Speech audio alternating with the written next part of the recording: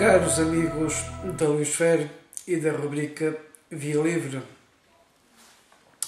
neste domingo, dia 26 de junho, eu propus-me falar um pouco e dar-vos como tema a nossa rede ferroviária convencional.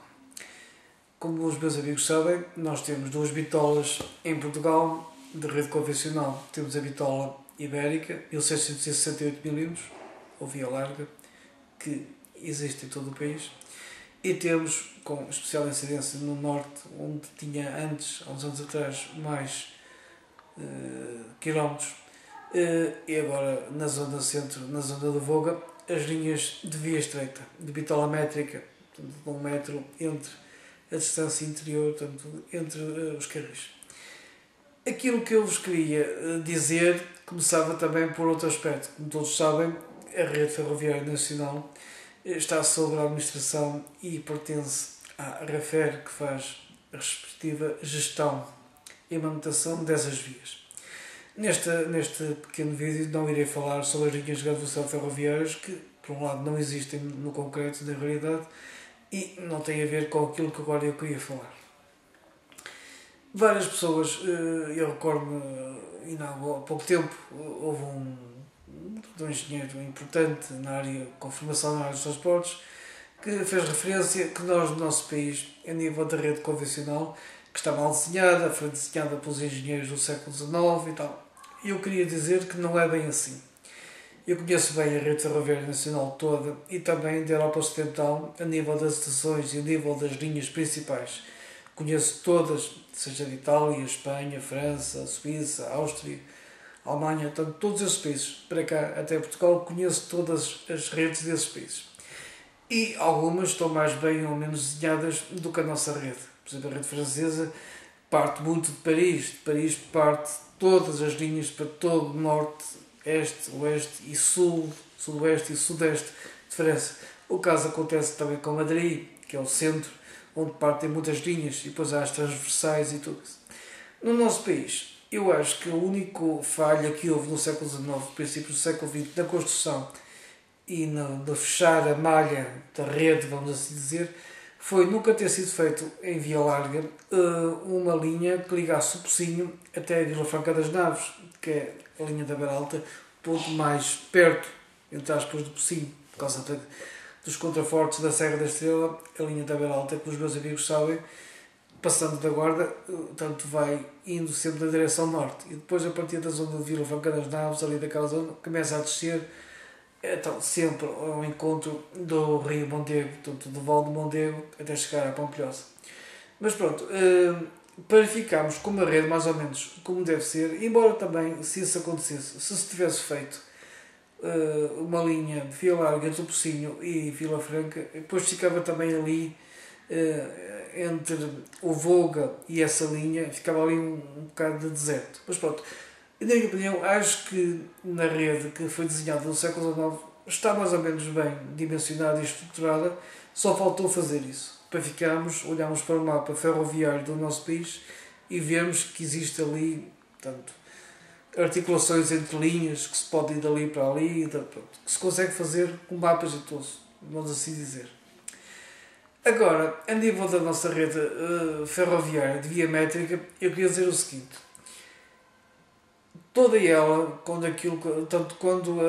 nos princípios do século XX, as companhias privadas que existiam, a companhia tanto do Porto à Póvoa e Famalicão, e depois também com a companhia dos caminhos de ferro de Guimarães, quando se fundiram na norte de Portugal, houve ali uma reconversão, não da linha de Guimarães, que já tinha a bitola métrica, mas sim a linha da Póvoa e até Famalicão, que tinha a bitola de 90 cm.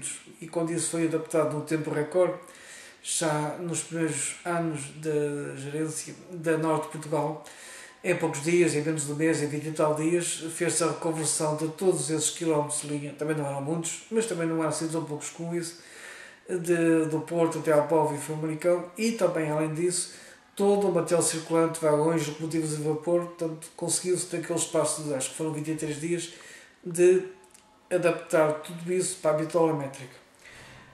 Ficámos com uma rede que hoje já não existe a nível do Porto, porque até agora sobre havia, que existia médica, temos agora o método do Porto, mas estava bem estruturado.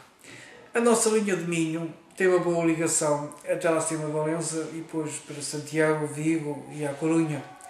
A linha do Douro é muito importante estrategicamente e eu não queria muito mais falar sobre isso porque há situações que não queria por agora abordar, mas que é uma linha importante, na minha opinião. Temos a linha do Norte, que é a nossa linha mais importante, que tem a maior parte dos serviços ferroviários de longo curso, onde muitos comboios procedentes de linhas afluentes, sejam linhas ou ramais, vão depois fazer parte do seu percurso na linha do Norte.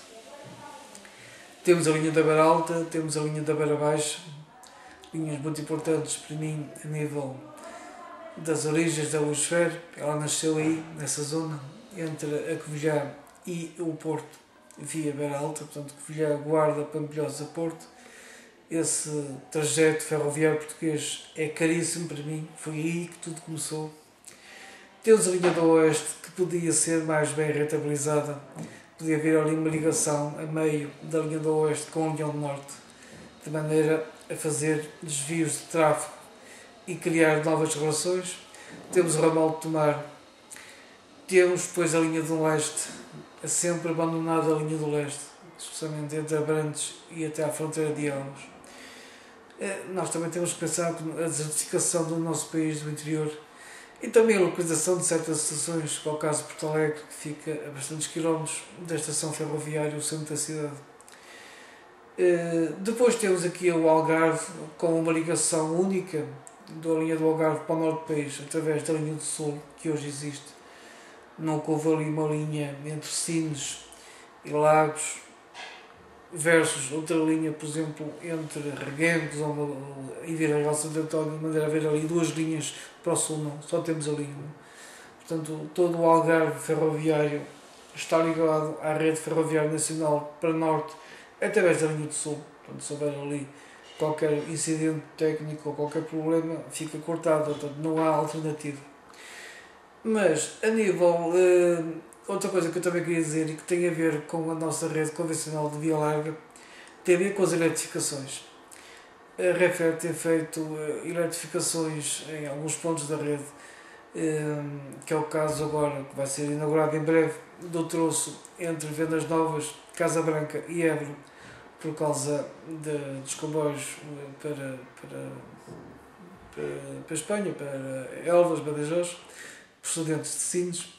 Mas esteve-se a eletrificar também a linha Beira Baixa, falta depois só eletrificar entre Covilhã e a Guarda para fechar a linha da Beira Baixa. Outro aspecto importante que eu acho que a REFER que também poderia olhar para aí, mas é que também eu tenho e compreendo isso com a falta de investimentos, portanto, com a falta de dinheiro, vamos assim dizer, de uma maneira nua e crua.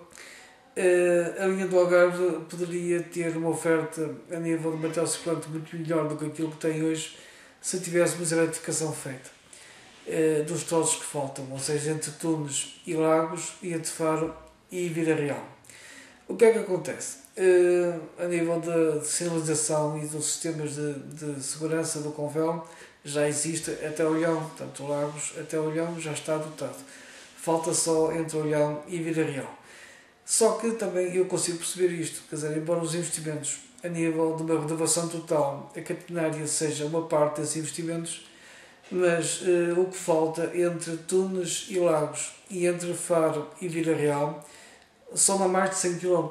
Parece que é uma coisinha pequenina que falta acabar, mas é que não faz sentido fazer a eletrificação só entre Lagos e Tunes e esquecer Faro e Vila Real ou vice-versa. Mas estes dois bocados de troço que falta eletrificar somam mais de 100 km, 120 e tal km, penso eu, que é a distância entre Tunes e Lagos, somada à de Faro e Vila Real. Portanto, isso já traz um investimento bastante avultado só na eletrificação, em termos de eletrificação. Mas se isso tivesse feito, hoje a CP poderia não estar a trazer para aqui, que nunca mais cá chegam, dizem as pessoas aqui que estão comigo aqui no Algarve, que nunca mais cá chegam as 450, mas poderia fazer-se um serviço já com outra qualidade, penso eu até melhor que os com os automotores 450, se tivéssemos aqui tudo retificado, e a CP tem de sobra, entre aspas. Para terminar, eu penso que a nível da rede convencional a RFR devia então fazer uma seleção de linhas que faltam eletrificar, alguns troços que faltam eletrificar. Também não é uma distância pequena, mas também não é assim tão grande, e já que se está com as mãos na massa, vamos assim dizer, massa a nível de construção, a nível de intervenção naquela zona, poderia ter-se também eletrificado e ter-se projetado e estar-se a fazer em simultâneo com o que se está a fazer agora entre Casa Branca e Beja, para fechar, para se poder fazer um serviço direto entre Lisboa ou Barreiro e Beja, com comboios, sem ter que estar a fazer transição do elétrico para o diesel. Portanto, fechar também a linha do Algarve, como disse há bocado, entre Tunes e Lagos e Faro, Vila Real Santo Antônio. Também fazer chegar a catenaria à Régua, entre Caíde, Marco, Régua, e também entre Tunes e Viana do Castelo. Penso eu que, além daquilo que está agora a acontecer, poderá ser brevemente eletrificado esses troços.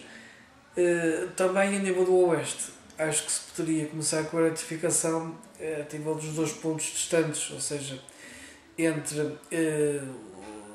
a estação de Molessas até as Caldas da Rainha, e depois também a partir do término da linha do Oeste, em Figueira da Foz, que já, como os meus amigos sabem, já está eletrificado até os ramais, até o ramal particular das celulosas, e fazer com que houvesse possibilidade de poder fazer comboios com automotores elétricas, o TE 2240, por exemplo, entre Leiria e Figueira da Foz. Portanto, começámos a eletrificar entre os extremos, depois, mais tarde, fecharia-se a eletrificação da linha do Oeste entre Leiria e as Caldas da Rainha.